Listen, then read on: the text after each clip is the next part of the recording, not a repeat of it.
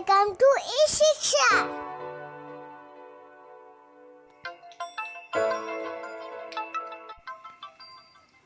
Hello friends, মই আপোনালোকলৈ আজি নতুন ভিডিও এটা লৈ আহিছো।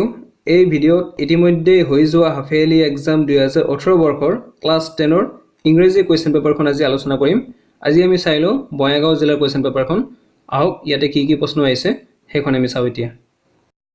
Hi friends, এইখন হৈছে হাফ ইয়াৰলি কোৱেশ্চন পেপাৰ 2018 হয়।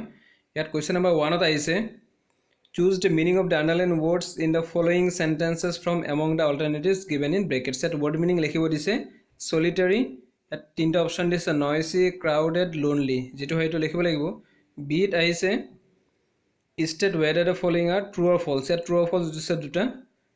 Question number C দিছে choose the correct answer from among the alternatives. ইয়াত democratic elections were held in South Africa. ইয়াত তিনিটা চন আছে 1993, 92 and 94. ইয়াত যেটো হয় হেতু লিখিব লাগিব। Question number 2, 3, 4, 5, 6, 7 আৰু 8 এইবিলাক দিছে প্ৰস সেকশনৰ পৰা।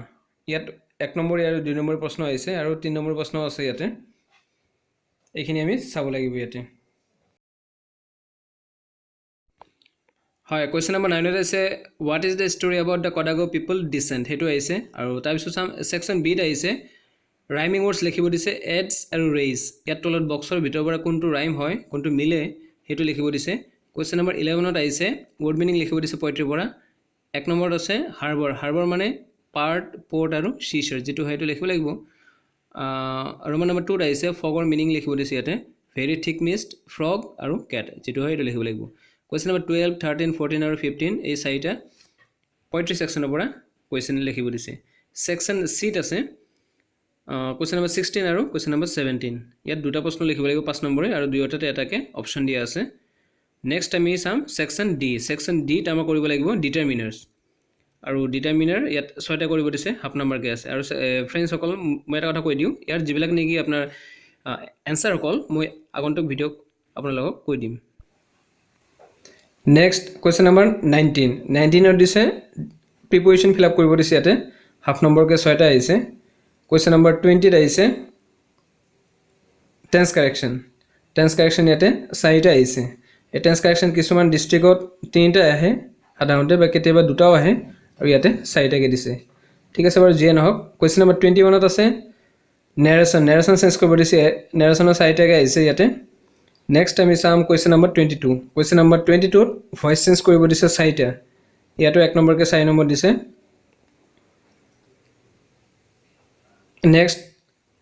নেক্সট পেজলৈ যাম আমি এতিয়া। question number 23 দিছে combined sentence দুটা আছে দুটা simple sentence আছে এইবিলাক আমি কম্বাইন কৰি লিখিব লাগিব। question number 24 ত দিছে আমাক correct alternative বাছি উলিয়াব দিছে ইয়াত দুটা আহিছে কিন্তু এটা or হিচাপত দিয়া আছে। question number 25 ত make sentence লিখিব দিছে ইয়াত তিনিটা কৰিব দিছে যিকোনো। question number 26 ত আছে আমাৰ translation কিন্তু ইয়াতে এটা আনকমন বস্তু দেখিবলৈ পোৱা গ'ল যে ইয়াতে translation 10টা আহিছে। সাধাৰণতে translation 5টা আহে কিন্তু ইয়াতে translation 10টা কৰিব দিছে। এইখিনি তলত আছে আমাৰ বেংগলী মিডিয়ামৰ কাৰণে আৰু ঠিক তেনেকৈ নেক্সট পেজত আমি এতিয়া যাম। ইয়াতে আছে বড়ো মিডিয়ামৰ কাৰণে আছে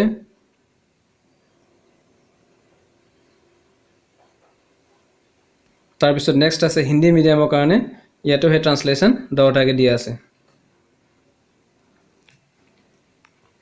তাৰ পিছত চাম আমি এতিয়া question number 27 লেটাৰ লিখিব দিছে এডিটৰ লৈকে about frequent load shedding ৰ বিষয়ে লিখিব দিছে আৰু তাৰ অপচনত আছে ৰিপৰ্ট ৰাইটিং লিখিব দিছে টিচাৰ্স ডে সেলিব্ৰেশন লৈ পেলাই তাত প্ৰিন্সিপাল বা হেডমাস্টাৰ ফাংচনখন প্ৰেসাইডেড কৰিছিল আৰু student ফেলিচিটেড the teachers. question number 28 ত আছে passage writing ইয়াত আনসিন দিছে প্ৰথমতে আনসিন প্যাসেজটা আমি ভালদৰে পঢ়িব লাগিব। পঢ়াৰ পিছত তলত যিকেইটা নেকি প্ৰশ্ন আছে সেই প্ৰশ্নকেইটাৰ উত্তৰবোৰ এই প্যাসেজটোৰ পৰা চাই পেলাই আমি কৰিব লাগিব। নেক্সট আৰু এইকেইটা হৈছে প্ৰশ্নকেইটা। তাৰ পিছত সিন প্যাসেজটো দিছে কিতাপৰ পৰা আৰু হেতু আহিছে লেন্সৰ পৰা। এটা লেন্সৰ পৰা প্ৰশ্ন যেতিয়া আহে প্যাসেজ যেতিয়া দি দিয়ে হেতু মানে অলপ ইজি হৈ যায় কাৰণ হেবিলাক আমি অলৰেডি পঢ়াই থাকে আৰু যিয়ে নহক সেই লেন্সৰ প্যাসেজটোৰ পৰা তলত এই ধৰণৰ প্ৰশ্নবিলাক দিয়া আছে এইবিলাক আমাৰ কৰিবলৈ অলপ ইজি হয়। ওকে ফ্ৰেন্ডছ এই চেনেলটো যদি আপোনাৰ ভাল লাগিছে আৰু এই ভিডিঅ'টো যদি আপোনাৰ ভাল লাগিছে লাইক কৰিব আৰু যদি কিবা আপোনালোকে যদি সুধিব লগা থাকে যদি কিবা মনত প্ৰশ্ন আহি যায় তেতিয়াহ'লে কমেণ্ট কৰিব কমেণ্ট বক্সত গৈ আৰু এই চেনেলটো সাবস্ক্ৰাইব কৰিব লগতে বেল আইকনটো দবাই দিব যাতে আগন্তুক দিনত এনেকুৱা ধৰণৰ ভিডিঅ'বিলাক আপোনালোকে আৰু পাই থাকে ধন্যবাদ